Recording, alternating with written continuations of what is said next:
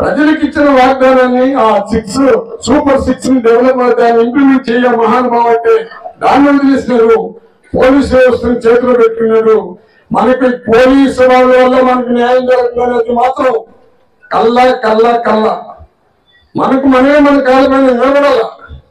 అందుకే పోరాటం కలిగిన వ్యక్తి, మొదటి నుంచి పోరాడే వ్యక్తి, ఎవరికి భయపడినటువంటి జగనన్న జైలుకి ఎట్టపోయినాడో ఆ విధంగా కరుణాకర్ రెడ్డి కూడా జైలుకి పోయి వచ్చినాడు 16 నెలలు.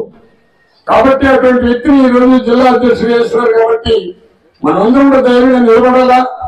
ఆ ధైర్యాన్ని పోగొట్టవద్దండి. ఇప్పుడే మన మంది చెప్పినట్టు నేను పబ్లిక్ మీటింగ్ కూడా చెప్పి నేను చెప్పదలుచుకోవాలా. మనం ఏం చెప్పబోతామో అని తెలుసు. గాయత్రమ్మ చెప్పినట్టు ఆమెకు కూడా నగేష్ బీరు ఉంటే వాళ్ళిద్దరు నాకు ఆమె పేరు చెప్తే నేను జగన్తో కొట్లాడి ఎస్టీకి ఆమెను ప్రెసిడెంట్ చేసిన బాగా వర్క్ చేసిన ఆమె. మరి ఎందుకో ఎక్కడో ఆమెకు బాధలు పెట్టారు. ఈరోజు కార్యకర్తల గురించి, కార్యకర్తలకు మనోధైర్యం నింపడానికి ఉమ్మడి చిత్తూరు జిల్లా నాయకులైనటువంటి,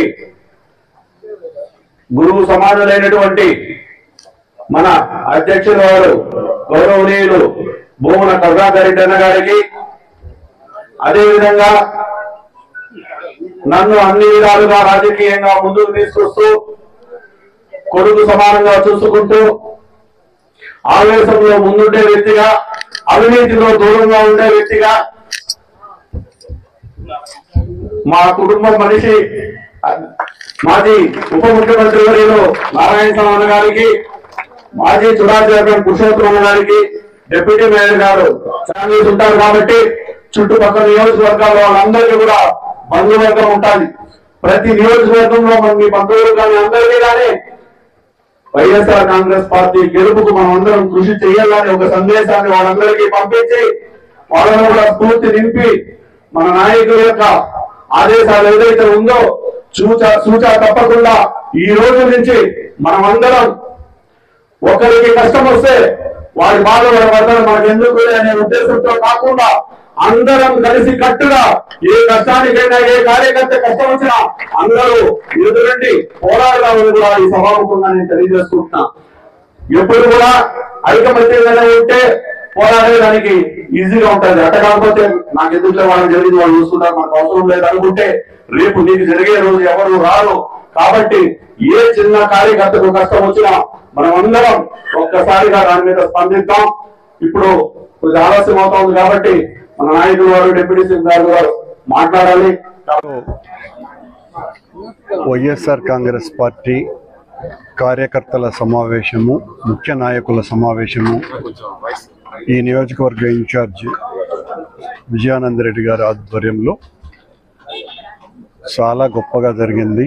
కార్యకర్తలకు ఒక మనోధైర్యాన్ని కలిగించింది. మేమందరము కూడా ఒక్కటై వైఎస్ఆర్ కాంగ్రెస్ పార్టీని మళ్ళీ అధికారంలోకి తేవటానికి, జగన్మోహన్ రెడ్డి గారిని ముఖ్యమంత్రిగా చేయటానికి కష్టపడతామని ఏకకంఠంతో చాటి చెప్పినటువంటి సమావేశం ఇది.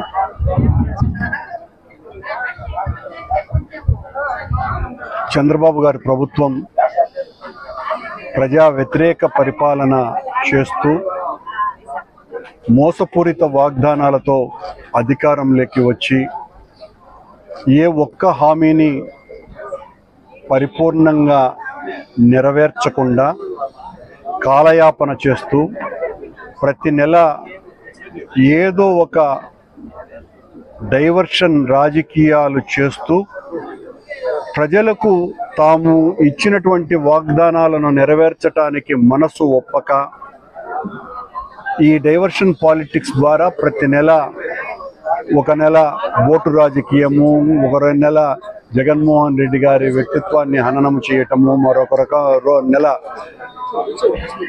అన్నా చెల్లెళ్ళ మధ్యన ఆస్తి తగాదాలు. ఈ నెలంతా కూడా సోషల్ మీడియాలో వైఎస్ఆర్ కాంగ్రెస్ పార్టీ కార్యకర్తలు, నాయకుల మీద కేసులు బనాయించి వాళ్ళనందరినీ కూడా జైళ్ళల్లోకి పంపేటువంటి కార్యక్రమం నిరాటంకంగా, నిర్విఘ్నంగా విజయవంతంగా నిర్వహిస్తున్నది చంద్రబాబు ప్రభుత్వం.